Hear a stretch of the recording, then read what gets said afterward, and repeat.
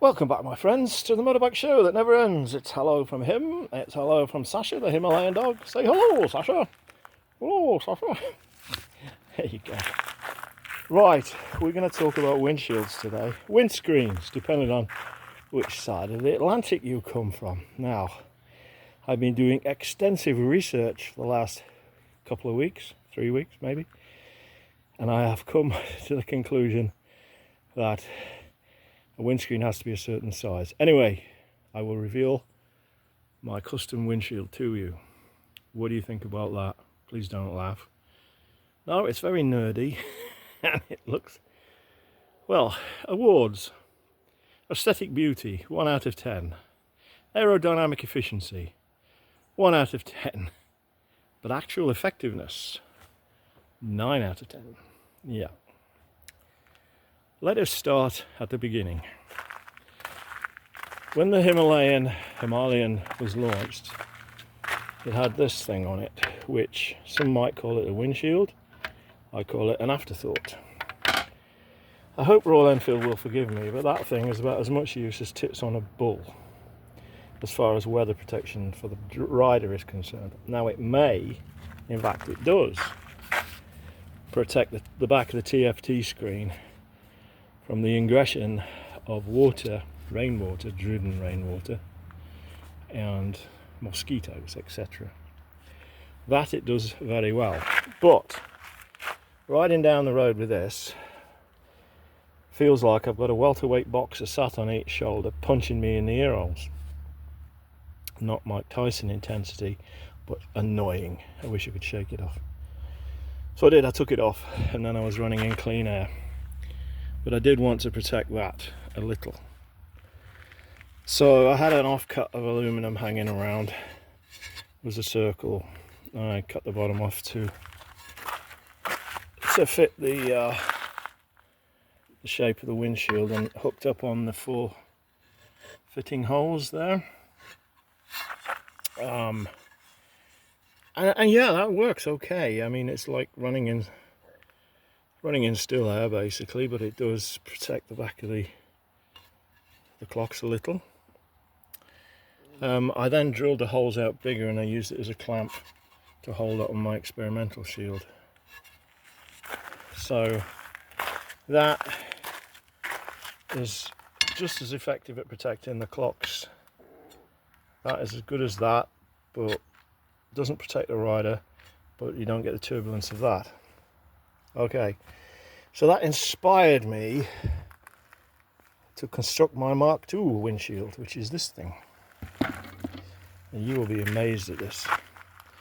Right, so this is a sheet of acrylic that I was given. It's a safety acrylic, which may be called Lexan or may not, I don't really know. But anyway, safety acrylic, so it's supposed not to shatter into 1,000 pieces and slice your jugular vein.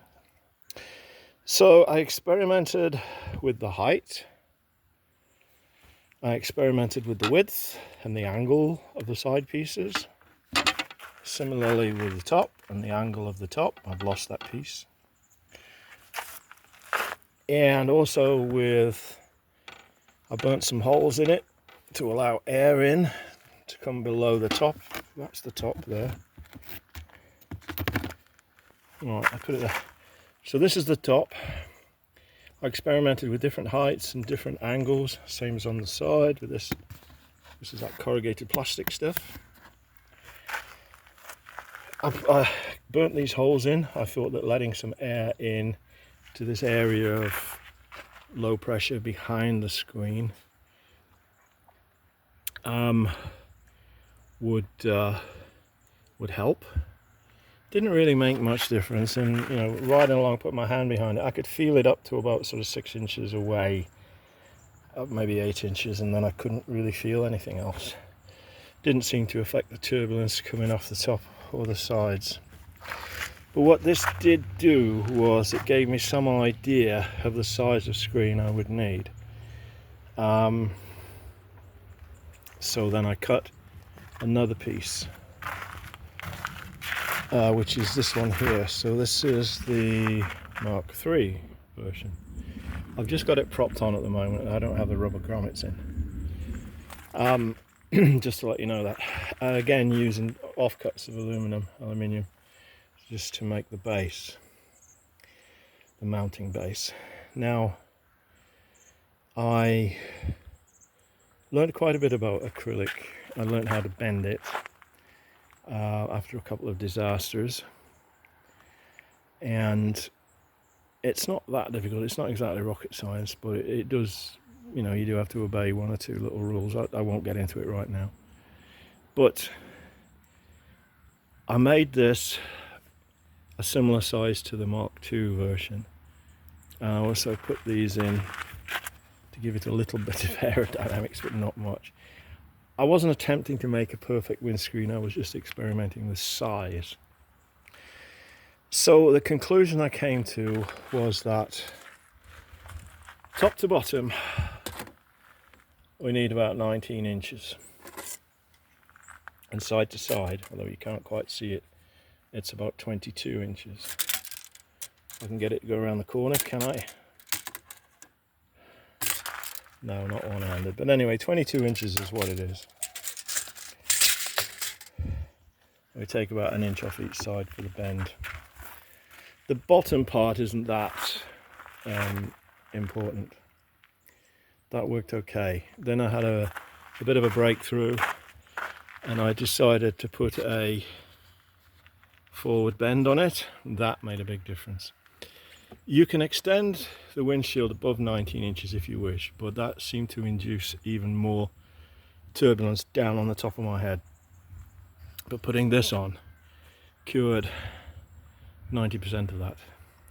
So this is quite comfortable to ride down the road with just a little breeze, a little tapping around your head. Putting this on cured that. So now, provided it's at the right angle, which is crucial, it has to be parallel to this part. That gives me an area of stillness around my head, which is fine.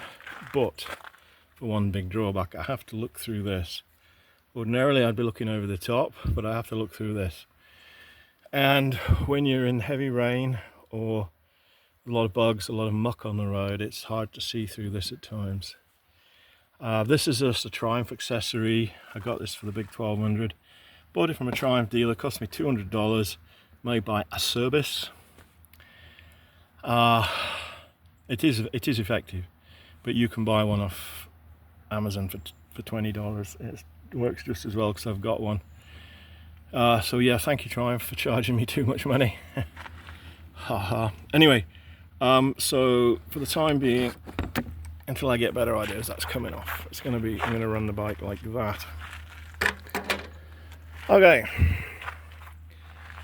Flushed with my success of this reverse bend, forward bend rather, I went on and I made these little winglets here with a forward bend on them too, and that seems to work good as well. Obviously it was going to get a little tricky and complicated to do that top corner, so I didn't bother. It doesn't seem to affect it. I had to have a cutout in it, obviously, to compensate for the hand guards and the mirrors. So that is a necessary evil. So yeah, that works, but it does knock the performance of the bike a little in windy weather. You got to remember, she's only a 40 horsepower bike, so sticking a barn door on the front is going to have quite an effect. But as far as weather protection is concerned, it's absolutely excellent. I rode to town the other day and it was horrible catchy weather like this, thunderstorms, and I got caught in a torrential downpour for about 25 minutes. The rain was bouncing off the road about 12 inches, spray was everywhere, visibility wasn't very good, absolute soaker. But when I got to where I was going in town, the rain had just stopped when I got to town. I got off the bike and I was amazed at how dry I was. My hands and lower arms up to the middle of my bicep were dry because of my hand guards. My dorky horrible leg guards did their job, and the Lomo bags. My legs are completely dry. And my windshield kept my torso dry. And you didn't get that horrible rain beating on your chest and getting in the top of your jacket and running down your chest. None of that. So success. That was good. However, it does look very Heath Robinson. It does look a bit. Oh, I don't know. It looks like something them old codgers who used to ride around on VSA A10s with 4 adult sidecars on. I don't think I can quite live with it for very much longer. Anyway, it's coming off. It's coming off, and the Mark IV version is going on. Just let me unhook it. There's no rubber grommets in there, so it should come off. No, it doesn't want to. Anyway, bugger that. So let's put the Mark III aside. And this is the Mark IV. Again, it's an offcut of aluminium we had lying around. I just cut the bottom out to shape the headlight, and then it's got 4 holes that will take the rubber grommets for those Allen bolts, and then that will fit there. So for short trips around home, this is what's going to be on there.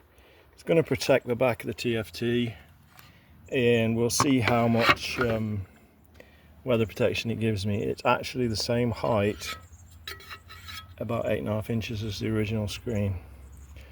We'll see how it goes, and well, I might just bend the sides back a bit, and I might just put a perspex, or a acrylic little fly screen on it, and it'll look a bit like a Manx Norton from the late 1950s, won't it? No. But anyway, necessity is a mother of invention, and I'm really satisfied with anything standard. I have to mess around with it just a little bit to get it the way I want it. So that is the conclusion of my windshield experiments. I hope it's of some use to somebody. 19 inches seems to be the magic number for me. That gets rid of the turbulence and gives me sufficient protection. 22 inches, or roughly, is the right width. With those little winglets dipping forward, makes a big difference. Obviously, if I do another one and I do a full size one like that, I'm going to put a curve in it. But I've got to think of a means of doing it and to think up the design. Oh, I didn't mention my reinforcement here. Okay, so on the back of the windshield here, I fabricated this little frame. It's made out of sort of 1/4 inch round stock. A couple of little tabs that catch up onto some mounting bolts here.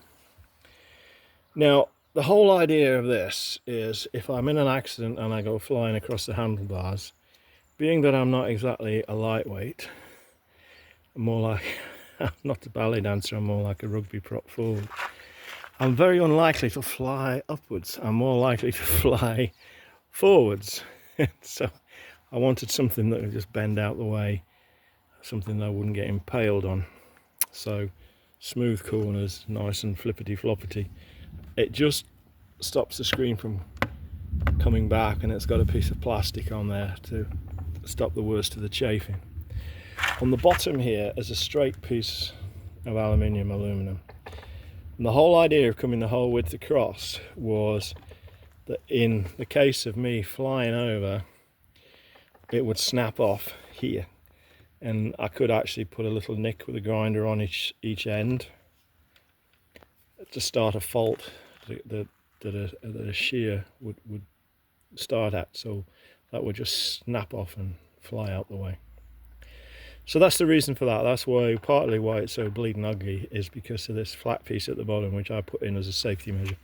Okay, so going back to the dimensions. Now,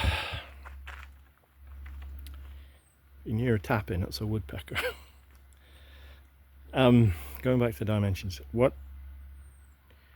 I came up with was the 18-19 inch height level, and looking at aftermarket screens, there is one that fits that criteria, and it is quite wide. I'm not quite sure how wide it is, but that's the Jivy. Had Jivy stuff in the past, it's always been very good. I tried to order one, but they're all sold out in Canada, all sold out. You can't get one for love nor money, and it's been that way since the beginning of the year. So I'm going to soldier on, just use my short one for now. Maybe I'll put the big one on for a long trip, if I do manage to get away for a long trip this year. I'm hoping to, but various other factors, including a rather poorly dog. But she's on the mend now, she's a lot improved, so all's good there. If I go on a long trip, I may take that long windshield, but if not, I'll just play with the little one for a while, and if I come up with anything conclusive, I will let you know. But that is my treatise on windshields so far. It's an ongoing thing, but the Jivy looks the best bet, and when they become available I will get one and try it, and I will certainly let you know what I think of it. So in the meantime, it's goodbye from the Himmy, goodbye from him, goodbye from Sasha, the Himalayan dog. So until next time, rubber side down, shiny side up. Not that there's very much shiny on that thing. Take care of yourselves, look after one another. Be good. If you can't be good, be careful. And if you got caught, make up a good excuse. Bye for now.